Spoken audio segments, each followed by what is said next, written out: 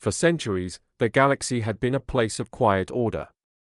The great empires, Zorath Dominion, Valak Collective, and the Serene Coalition of Nine, had carved their territories, maintaining a fragile balance through treaties and fear. Conflict had been outlawed, and the stars had fallen silent. Civilizations prospered in the illusion of eternal peace, unaware that something old and restless stirred on the edge of the Orion Arm, something human. The Terran system had been quarantined long ago. The Council claimed it was for protection, but everyone knew the truth. Humanity had vanished from galactic affairs centuries ago after the Sol Wars, when they turned their weapons inward and cut themselves off from the stars. The galaxy forgot them. Records decayed, histories faded, and Earth became a myth told to frighten children. Then, one morning, every major communication hub in the galaxy lit up simultaneously. It wasn't a hack. It wasn't a glitch. It was a broadcast, simple and direct. A voice, unmistakably human, echoed across every channel, every frequency, in every known language, to the Galactic Council: "We're coming." The message was only 4 words long, but it froze the galaxy in terror. The broadcast originated from the Sol system, an impossible distance for such a synchronized transmission. The Council assembled in emergency session within the hour. The halls of the Galactic Senate burst with confusion and fear. The Zorathian warlord, Hyclor Enreth, broke the silence first. "This is impossible. The humans are extinct. Their world was quarantined, their fleets dismantled." His voice trembled, not in anger, but in memory. He had read the archives, the stories of what humans had done in the ancient wars. The Valak emissary clicked her mandibles, eyes flickering in distress. Extinct or not, that message came from Sol. It was no fabrication. "And if they are returning," she didn't finish the sentence. None of them dared to in hidden corners of the galaxy. The news spread faster than any courier. Pirates abandoned trade routes. Border colonies fortified their defenses. Even ancient AIS, dormant for millennia, stirred in quiet apprehension. Everyone had heard the tales of Earth's fury, of their endless adaptability, of their refusal to surrender even when outnumbered 1,000 to 1. For a month, the galaxy held its breath. Scanners pointed toward Sol showed increasing activity. Energy signatures, massive and irregular, flared and vanished. Some thought it was weapon testing. Others believed humanity was awakening old war machines buried beneath their planet's crust. No one knew for sure. Then, the first Terran ship appeared. It wasn't sleek or beautiful like the ships of the Valak or the crystalline vessels of the Seraphim. It was brutal, angular, and radiated raw power. The hull bore no insignia, no nation, no color, just a single word burned into the armor plating: humanity. The Council dispatched envoys immediately. None returned. The transmission stopped mid-sentence, cut off not by weapons fire, but by a sudden silence that carried more weight than destruction. It was as if humanity didn't care to negotiate. They weren't asking for entry. They were announcing it. Weeks passed, and more ships emerged, hundreds, then thousands. Some the size of moons, others agile and lethal. But what terrified the galaxy most wasn't the fleet, it was what followed. Terraforming drones, colony beacons, human civilian vessels. Humanity wasn't coming for conquest. They were coming to reclaim. Old records surfaced from deep archives, forgotten even by the Council. Transcripts of the Sol Treaty. It revealed a chilling truth: humanity had never surrendered. They had promised to return. The quarantine wasn't self-imposed, it was enforced after the humans refused to comply with galactic laws that banned genetic warfare and AI integration. They had vanished not in defeat, but in preparation. Across the galaxy, panic turned to dread. Worlds began pledging allegiance to Earth before the humans even arrived. Some remembered their trade alliances with ancient Terran corporations and hoped to be spared. Others fortified themselves, knowing it wouldn't matter. When the first Terran envoy finally arrived at the Galactic Council's core world, there was no army, no demand, no speech. A single representative walked into the chamber, human, scarred, eyes like ice. He placed an ancient metal insignia on the floor, a small flag bearing Earth's continent. "You silenced us once," he said quietly. "Now, the silence ends." The chamber trembled with the echoes of that declaration. The council tried to reason, to plead, to bargain. But the human only smiled faintly and turned to leave. "Prepare the stars," he said. "Humanity's coming home." The next day, the skies above a dozen galactic capitals filled with Terran vessels. They didn't fire. They didn't threaten. They simply arrived. It was an invasion of inevitability. Humanity had outgrown war. They were reclaiming the galaxy through dominance of will, of technology, of purpose, and for the first time in 10,000 years, the galaxy realized something ancient and terrible. The silence had not been peace. It had been the pause before the return of predators. The galaxy watched in awe and fear as humanity's fleet advanced. Entire star systems calculated evacuation protocols in panic.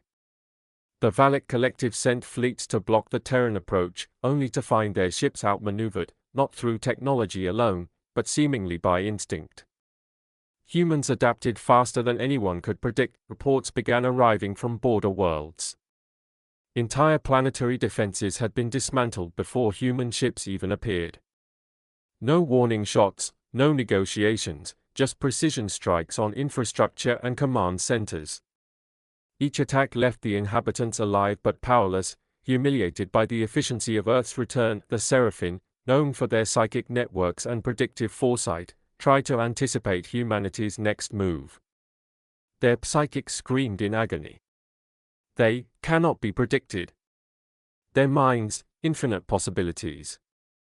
Chaos bound in order, one of them reported, trembling in its chamber. In the coalition of 9, diplomats convened frantically. "We thought them legends," one elder whispered. "We should have feared their myths."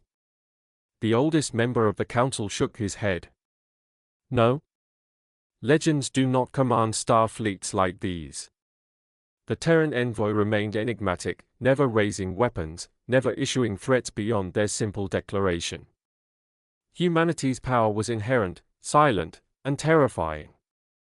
They didn't need to annihilate to assert dominance, they simply would. On the frontier worlds, terrified governors pleaded for mercy.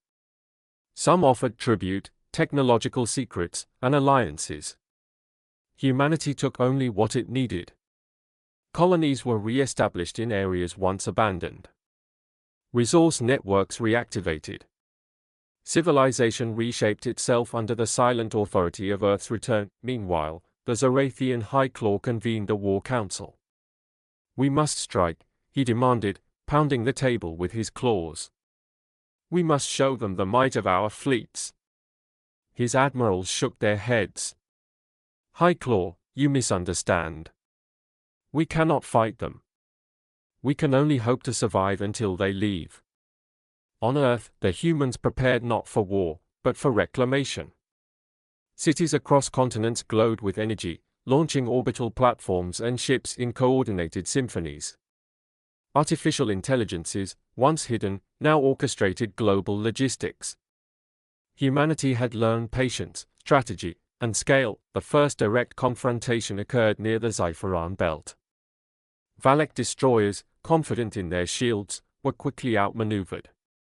Their weapons fired, only to be intercepted by energy nets and automated human drones. Entire squadrons surrendered without a single Terran casualty. Across the galaxy, the term, "We're coming," became a mantra of fear and fascination.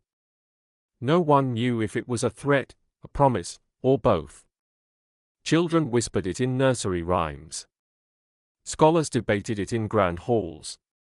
The phrase traveled faster than the humans themselves. By the 6th week, the Galactic Council realized diplomacy had failed.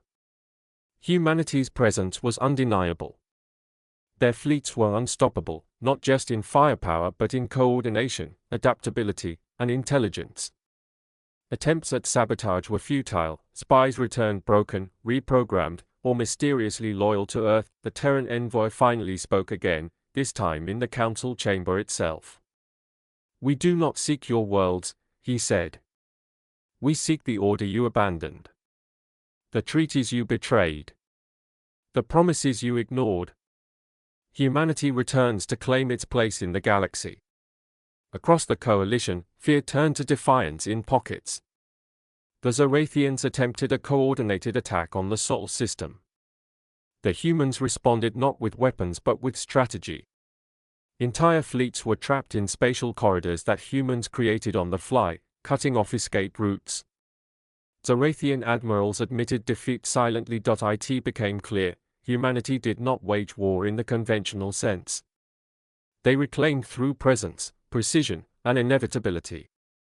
Entire sectors pledged allegiance merely to avoid unnecessary suffering. Earth had become both sword and shield, legend made flesh. In the Valak Collective, the ruling council debated surrender. "If we yield," one official said, "we may survive. If we resist, extinction is certain." Their leader nodded reluctantly. "Then we yield. Let humanity judge our worth." Humanity did not immediately conquer. Instead, they left beacons of their arrival.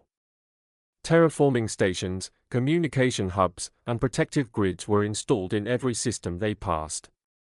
Civilizations slowly adapted, knowing the humans were watching, waiting, assessing. On the remote world of the Raz, an old historian whispered, "We thought the humans gone. We believed the stories of their downfall. But they were never gone. They were preparing." The words were met with silence, even the wind seemed to pause in reverence. As humans advanced, they also reclaimed lost knowledge. Archives long destroyed by galactic conflicts were restored. Ancient technologies rediscovered. Lost sciences rebuilt. It wasn't just a show of power, it was a renaissance orchestrated by Earth itself. The Galactic Council tried to understand the humans. Scholars pored over ancient texts, seeking patterns, hoping for insight. But the humans had evolved beyond predictability. They learned from failure, absorbed knowledge, and turned it into advantage faster than any species in galactic history. Meanwhile, back on Earth, the leaders observed the galaxy with detached patience. They knew fear worked as a tool, but they wielded it carefully.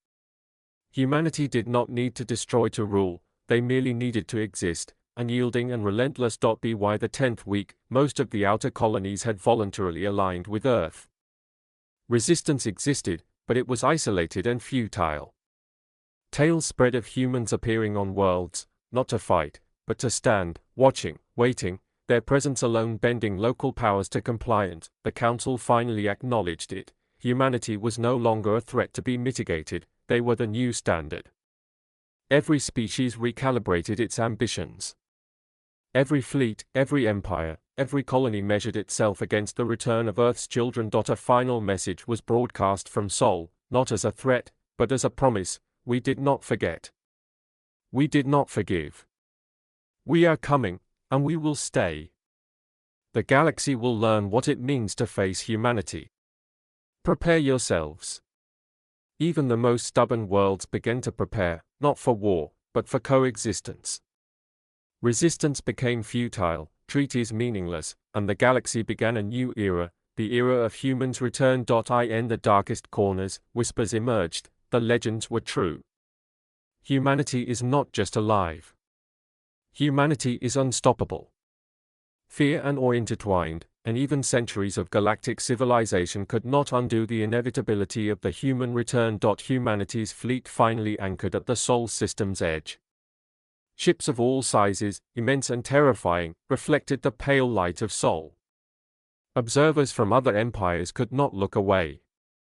The humans were home, and the galaxy would never be the same. The first words spoken in the newly rebuilt Galactic Council chamber by a human delegate were simple: "We are here.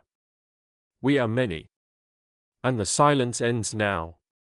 And for the first time in millennia, the galaxy understood the truth of the old human legends: they do not wait. They do not compromise. They do not forgive. The silence had ended. Humanity had returned.